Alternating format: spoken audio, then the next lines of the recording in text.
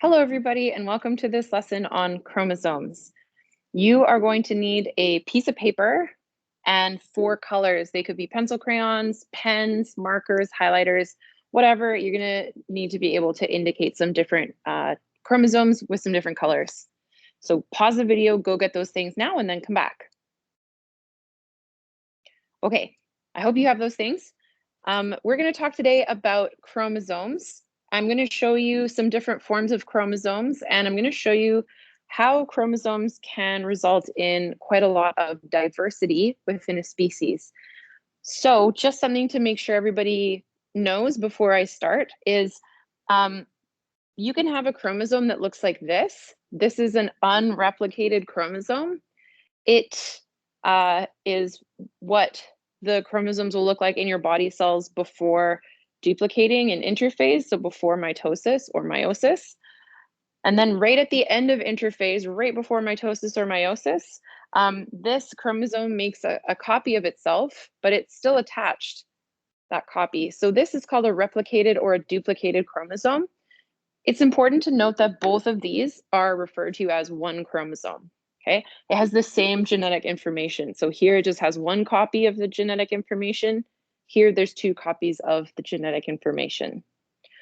Okay, so I hope that's clear. In your workbook, you can find this picture. This is page 5 in your workbook. This is called a karyotype. It is a picture of all of the chromosomes in a cell. So you can see that there's 22 pairs that are numbered. Those are called autosomes. Those are the non-sex linked chromosomes. Over here, there are X's and Y's. These are sex chromosomes. Typically, you have either an XX or an XY. This person has 2 X's and a Y, which is indicates a chromosomal abnormality, which sounds really bad, but it just means like it's a difference in chromosomes. This can happen. You can get 3 copies of something by accident. Sometimes it's no big deal. Sometimes it can cause certain disorders, and sometimes it causes a pregnancy to become unviable, meaning that usually that fetus would not live. This one is called Klinefelter syndrome, and it's not a big deal at all. So on here, you'll notice that I colored one in pink and one green. That's because it's important to realize that you get 1 copy of each chromosome from your mom and 1 copy from your dad. And I'm saying mom and dad, I mean your biological mother, the source of the egg that became you, and biological father, the source of the sperm that became you. They might not be the people that you call mom and dad, but I'm going to say mother and father, meaning your biological mother and father. Okay, so you have 23 pairs of chromosomes. They're numbered from longest all the way down to shortest. And each of these chromosomes has 1 copy from biological mom, 1 copy from biological dad. And even more important, well, just as important to remember is that they got 1 of their chromosomes from their biological mom and 1 from their biological dad. So we're going to see how many different combinations can be made, just going back to your parental level, but think as well, going back to your grandparent level, there's a lot of chance for diversity as well. So I'm going to show you what I mean by that. So we're going to draw some cells right now. I'm going to erase this. So everyone has 1 chromosome from mom and 1 chromosome from dad. Okay, so we're going to draw a cell that is from, your bio mother, and we're going to draw a cell from your biological father. So go ahead and draw those on your paper. Okay. Now, your mother and father each received a set of chromosomes, 1 from their mother. So I'm going to draw my mother's chromosome. Let's just look at chromosome 1, okay, the longest chromosome in your cell. Of course, this would be in the nucleus. This is a mother nucleus. So that's your grandmother on your mother's side for chromosome 1. And then I'm going to give your maternal grandfather a blue chromosome. So these are both copies of chromosome 1. So if I'm looking at my karyotype again, see how everyone has a copy from their mom and their dad.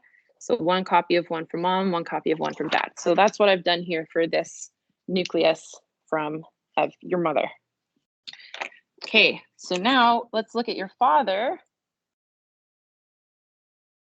He's gonna have a chromosome that came from his mother. We're gonna draw that in purple. And a chromosome that came from his father, which we're gonna draw in green. Okay, so now what happens in meiosis? Remember, meiosis is the process that splits cells into gametes, so into eggs and sperm. So in the first step of meiosis, sorry, I skipped a step. In interphase, these duplicate. So can you please duplicate the chromosomes that you're drawing on your paper? And please don't forget, you can always pause the video if you need a second to draw a bit longer than me. Okay, or if you even just need to replay something I said, you can do that. Okay, so there, my mother's cells have duplicated. My green marker might die on us. Don't do it, green marker. Okay, so there we go. I have replicated my DNA. Now it's ready to undergo meiosis 1. So in meiosis, the first step, remember learning about these little spindle fibers. So your chromosomes line up. Of course, you have 23 pairs, not just one pair. And then those spindle fibers pull them apart into separate cells. So now all of a sudden I have 2 nuclei, 2 cells, and one has that replicated chromosome from my mom's mom, and one has that replicated chromosome from my mom's dad. You don't have to do the best coloring job, you just got to see the colors. Okay, so same with my father. Oops. Okay, we can use purple. So my father, half of the cells, the daughter cells from meiosis 1 have his mother's genes, and half have his father's genes. Okay, that's meiosis 1. Do you remember what happens next? It's okay if you don't, because I'm going to show you. In meiosis 2,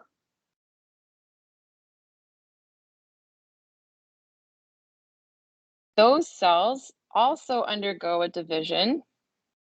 So you have those spindle fibers coming in again and pulling these apart. These are called sister chromatids. That's not super important for us, but it gets pulled apart. So now each of these has an unreplicated chromosome. So your mother will have half of her eggs with the genes from the chromosome 1 from her mother. Half of her eggs will have the chromosome from her father. Your dad's sperm, 50% of it will have the chromosome from his mother, and 50% of it will have the chromosomes from his father. Okay, so you can see now that there are eggs, there's some variety in the egg cells, and there's also variety in the sperm cell. Now, I have drawn a very simplified drawing because your mother doesn't just have 50% eggs with her mom's genes and 50% with her dad's, but there's actually something called the law of independent assortment. I'm going to write that up here.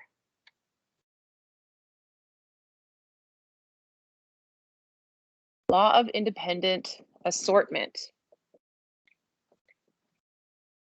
Remember, you don't just have one pair of chromosomes, you have 23 pairs of chromosomes. So after meiosis 1, your mother's, the cells that are kind of the in-between daughter cells, they might have a copy of chromosome 1 from her father, but they might have a copy of chromosome 2 from her father, okay? So there's a 50-50 chance for all 23 chromosomes, which one they're gonna get.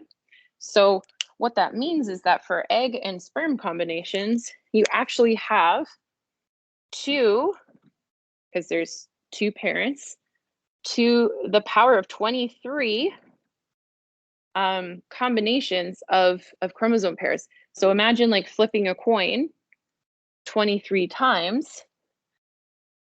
It's possible for, there are a total of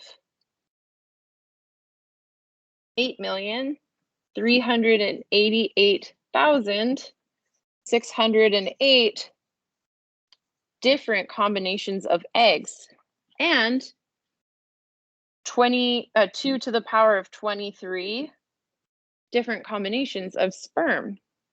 So what happens here, because of this law of independent assortment, is that you can end up with any different combination of your grandparents' chromosomes. And you're going to do an activity after this video that will show you that. So you are going to end up with one of these eggs from your mother. It's just chance which one. And one of these sperm from your father. Okay, the sperm will fertilize the egg.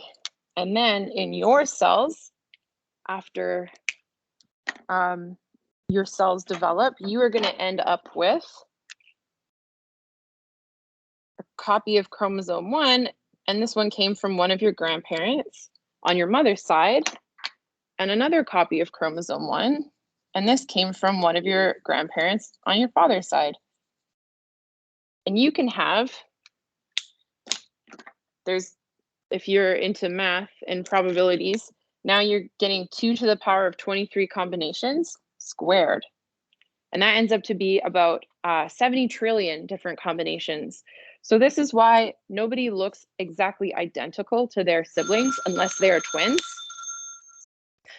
Sorry about that. So you are one in 70 trillion different possibilities. So this is why sexual reproduction and the process of meiosis are it leads to such an amazing diverse species. So all humans look much different from each other, and that is because even when we're related to each other like siblings or like cousins, we all get slightly different variations on the genes from our parents. So I hope that made sense. I hope that was interesting. If you have any questions, please ask me in class. Now you can move on to the next part of this lesson.